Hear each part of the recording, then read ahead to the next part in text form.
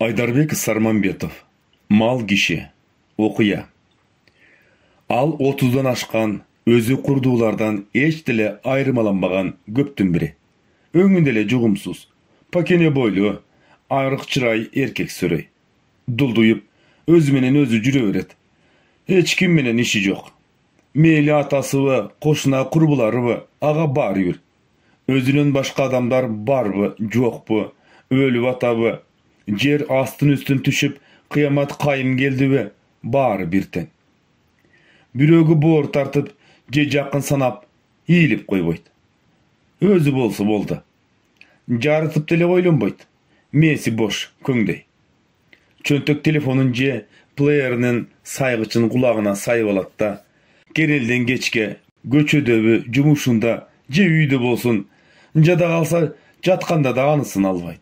Ызы чуулу тажатма, чет элдин музыкасы кулагында жаңырган.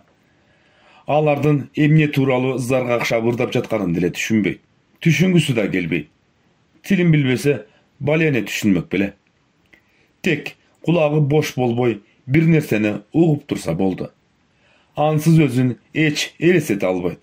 Тим эле ашынган баңгиччидей. Бузулуп, андан саалга ажырады дегичекте жинди болуп кетет. Кайсалактап, жинденип, кутурмасы кармак болот. Мындай көңдөйме киши сүрөйлөр кийинки кездери көбөйдү. Көчөдө, окуу жайларда, автодо тургай өкмөт, парламентке чейин жайылып кетишти. Кенедей бир акыл жугузайын деп, акыл насаат сөз угуп, китеп окуп коюшпайт алар. Мындай адамдык касиеттен куржалак, баш териси тескери капталган зомби арбак кишилердин барган сайын саны артып барат. Бу нерсе менен алпурушкан сыган Марлендин жарыткан иши деле жок. Сурагандарга техникмин деп коет. Баленин технигиби? Мектепти элдир-селдир бүткөндөн бери китеп кармаган жок. Атасын жетелеп барган политехке өтпөй калып, үйүнүн жанындагы электр тармагынын райондук мекемесинде монтёрдун жардамчысы болуп жүрдү. 2-3 жылдай. Болгон билими ошол. Андан каалгасында илинип турган жарыяны көрө калып, областтык театрда жарык технигинин жардамчысы болуп алган. Жанга тынч. Бары жогу менен эч кимдин анчейин иши жок. Ага ошол эле керек. Ким бирөө аны жемелеп, акыл кеңеш айтып, мажбурлабаса болгону. Театрда кайсыл бир оюндар коюлганда сахнага ардемелерди ташышып, коюшуп, устаты жумшаган жакка барып, айтканын кың дебей аткарып коет. Техниктин зарыл иши чыгып, же башы ооруппу, ал ыра көрсө, оюн жүрүп жатканда жарыкты улам алмаштырып коюп, күн өткөрөт. Болгону ошол. Ага иштин ыра көрүлбөгөнү, сахнадагы оюндун маанисине жарыктын түсү шайкеш келеби, окуяга, кармандардын образына кошумча болобу, болбойбу, жарыкты каалаган учурда шарактатып түсүн алмаштырып коет да болду. Кулагында өз кусаматы жаңырып жатса, оюндун маани маңызын кантип уксун? Иши эмне? Ошондон улам айла кеткенде гана ага кайрылышпаса, анын зыяндан башка пайдасы жок. Атасы эмгек сиңирген геолог, иш билги, кесиптештери арасында кадыр барктуу адам. 80-жылдардын башында бүт дүйнөгө коммунизмди орнотуу идеологиясына жан дилинен берилген ал. Туңгуч балалы болгондо Маркс менен Лениндей акылман, жарды жалчыларга күйүмдүү адам болсун деген тилек менен экөөнүн атынан Марлен атаган болчу. Жалгыз баласынын эми мынтип, жан жүрөгүндө ныпым оту жок, элге жат, тирүү өлүк болуп калат деп түк ойлогон эмес. Эс тарткандан эле көпчүлүктөн обочолонуп, бөлмөсүндө керелден кечке телевизор тиктеп жата береринен анын буйрса чыгармачыл адам болот го деп көңүл жоготкоткон.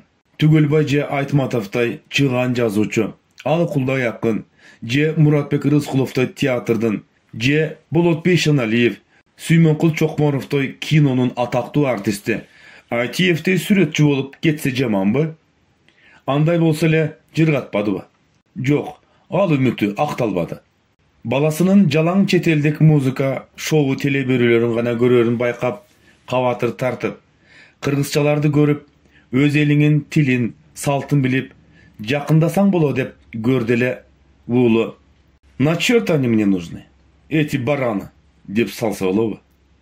Мындай түркөйлүктөн каны кайнап, туттугуп, элсиз эч бир адам болбосун. Кийин жалгыз калып, жолбун иттей каңгып, элден чыгарын. Адам баласы үчүн андан ашкан трагедия жоктугун зар какшады эле. Кулак кагып да койбоду улу. Кийин деле ошол акылына саатын эч жууртпады. Башка балдарчылап мектепте, кийин эс тартканда деле 1,5 тең тушта күтпөдү. Кыз жандаганды кой, ушул жашына чейин бир ургачы аттуу менен ымалашып сүйлөшкөнүн көргөн жок. Бирин да жанына жуутпады. Эркектик кесепетинен ажырап калганбы деп да шекшип, коркуп кетет кээде. Эми торпоктой немеден аны кантип сурамак? Сураган менен айтмак беле, бу дейди. Оозуңду ошту карата оройлонору турган иш. Балким ушинтсем, кичине болсо да ойлонор деген үмүт менен энең да зарлап жүрүп арманда кетти. Мен мынтип оорукчан болуп, эртелеп пенсия свалкага чыгып калдым. Көрөрүмөн көрүм жакын. Келин алып кел. Жок дегенде мени небирелүү кылсаң боло. Элдин балдарындай деп да көрдүле. Зачем плодить смертных? Ведь они все равно помрут.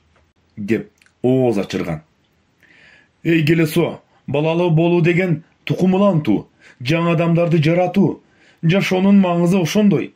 Уланып турушу керек. Биздин ата бабаларыбыздын, менин, өзүңдүн тукумуң үзүлүп калбайбы? Жер үстүндө тукум калтыруу ар бир адамдын, эркек болобу, аялбы, барынын милдети деп күйүнгөнгө да моюп койгон жок. Колун шилтеди да тултуя коркутуп, эшикти карс жаап кете берди. Бир өзүнүкү туура дагы. Ошону менен аталык арманы дагы да ырбап, күйбөгөн жери гүл болуп, үмүтсүз кала берди. Кийин таалим тарбия сөзүн да айтпай калды. Укпасы эмне? Ушуга кор болгон кайран сөз. Тукуму бурут болот экен. Кайдан, кантип ушундай мал болуп калды экен баласы? Оба, мал. Анын басып туруп, акыл ой буйрбаган айдатма малдан эмне айырмасы бар? Эч кандай. Бул керт башынан башканы ойлобогон, бирөөгө эч күйүмү жок, баарыга кайдегер. Курсагы эптеп тойгонуна шүгүрчүлүк кылып, күн өткөрүп, эмнеге жашап жүргөнүн, эртеге кандай өмүр кечирерин. Адам заты дүйнө менен иши жок. Келечексиз неменин малдан эмне айырмасы бар? Тобо, ушундайда макуу көрпенде болобу? Ал кантип ушундай тоң акыл, жанотсуз болуп кайдан чыкты? Ага дайым ашыгып, көргөн күнү, алган тарбиясы кантип жатты экен деп санаа тартып келчү эле го. Күн санап турчу эмес беле? Балама эптеп тезирээк жетсем экен деп. Жакшы эле бала бакчасына, мектебине чейин каттап, акылына саатын айтчу эле го. Же аялы сакиштен кеттиби? Ал деле үстүнө үйрүлүп түшүп, көзгө басар жалгыз балам деп, мээр отун төгүп турчу эле го. Ал да кетти байкуш, 40ка жетпей армандап. Канчалык жандалбас кылып дарылаганы менен күндөн күнгө сүлдөрү качып, көз көрүнө соолуп, көзүн жалдыраткан бойдон үзүлүп кете берди. Ошондо да алсыз колдору менен баласын бооруна ысык кысып, мойнунан, кежигесинен шуулдата жыттагылап, кан жанынан жаралган жылдызын кыйып кете албай, катуу кыйналды. Ыраматылык. Аны ашкара эркелетип алышканбы? Ким билсин? Дымагы да, мээсинде мыдыры да жок баласынын азыркы мал абалын сакиштин көрбөй калганы ырас болгон экен. Жүрөгү жарылбаса да, мээ кайгы болуп өтмөгү турулуу эле анын. Энеге баласынын башсыздыгын көрүүдөн ашкан азап барбы? Балким келечегине, ишинен өскөнүнө керек болот деп, баласын орусча бакчага, орусча мектепке беришкенде болсо керек бу, бузуктун башы.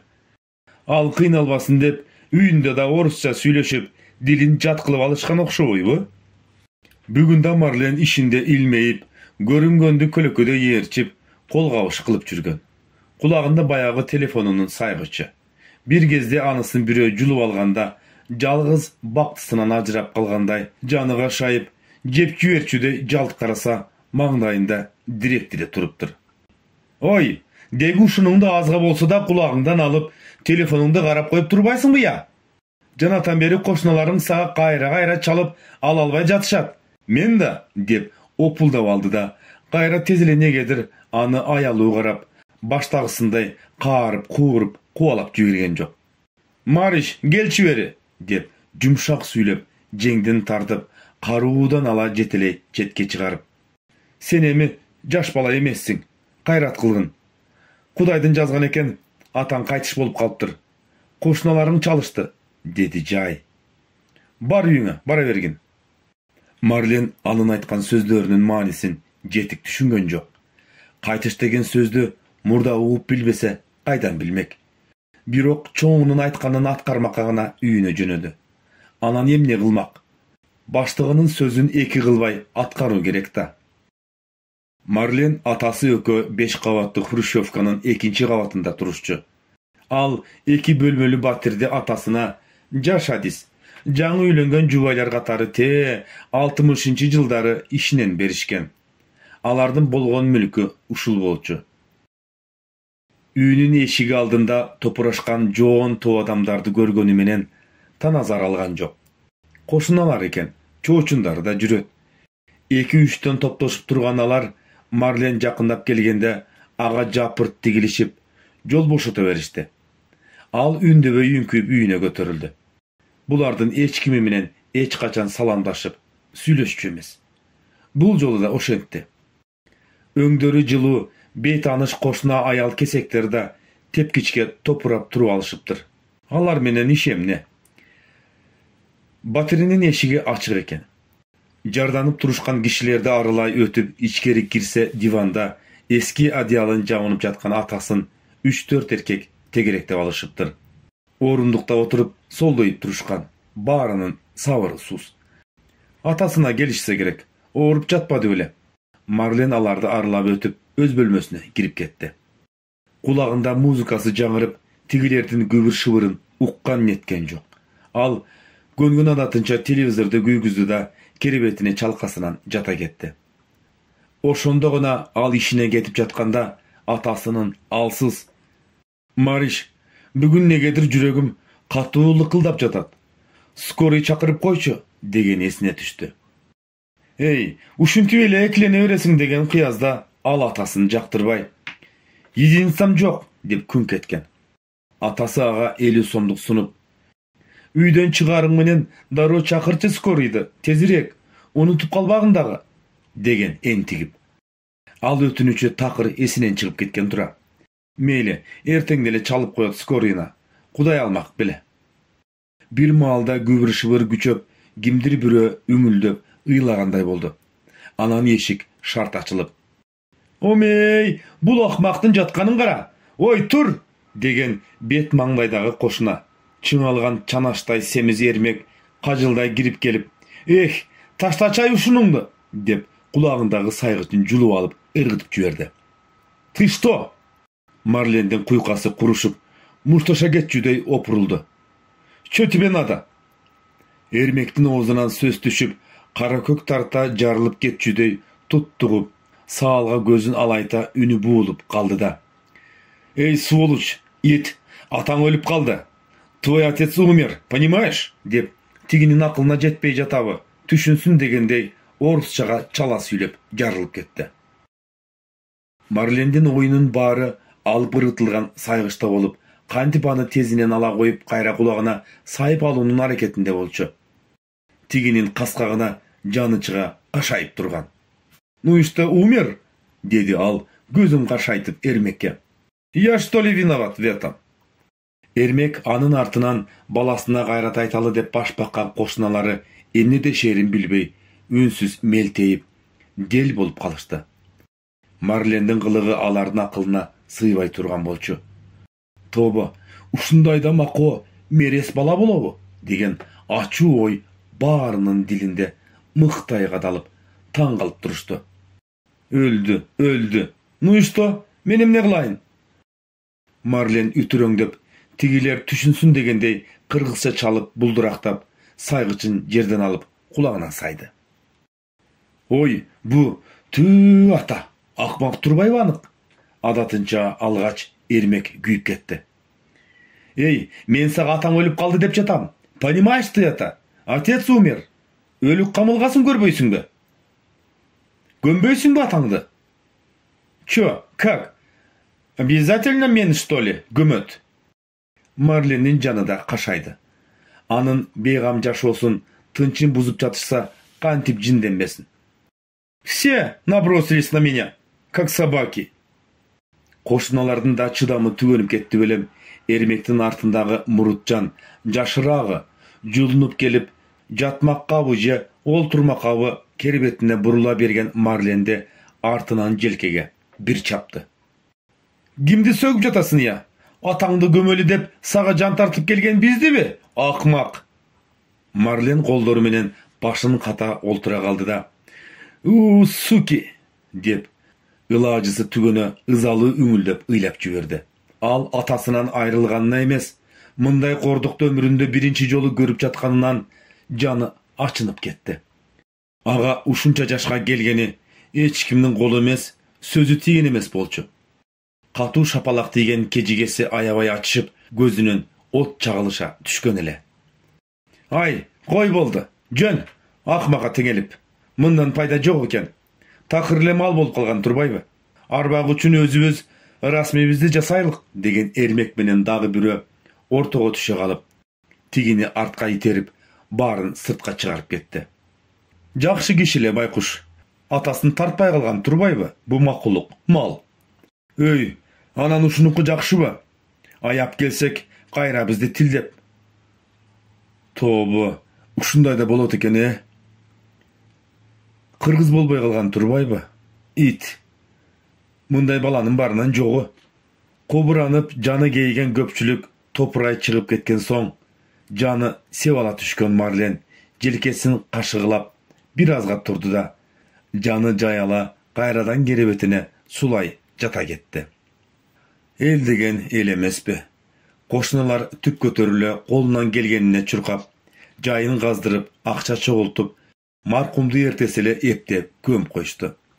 Аныгын ким билсин, балдар үйүндө өсүп, туугандарын билбей калганбы, же аларды табууга ниеттенип чыгынган эмеспи? Маркумдун жакын туугандарынан бир да киши келишкен жок. Уулун эстеп, жаназасына тургузуп, топурак салганга да чакырып коюшпады. Көргөн уккандардын баары андан түңүлүп калышкан болчу. Андай мал киши арбактан айланып кетсин деп жерип коюшту. Атасы каза болгондун эртеси эле Марлен күндөгүсүндөй таң эрте маркумдун сөөгү чыга электе эле ишине кетип калган. Аны көргөндөрү жеткизишкенби, директору кабинетине чакырып алып, Марлен, балким акчадан кыйналып тургандырсың, же сага оор болду. Ме, театрда иштегендердин атынан сага жардамыбыз болсун, деп колуна конверт карматты. Бара кой, атаңды жайына тапшыр. Сыртка чыгып, кечээден бери наар албай калгандан курсагы каңтарыла ачып, жакынкы ашканага ашыга жөнөдү. Жолдо баратып директор берген конвертти ачса, бир топ көк сары акчалар бар экен.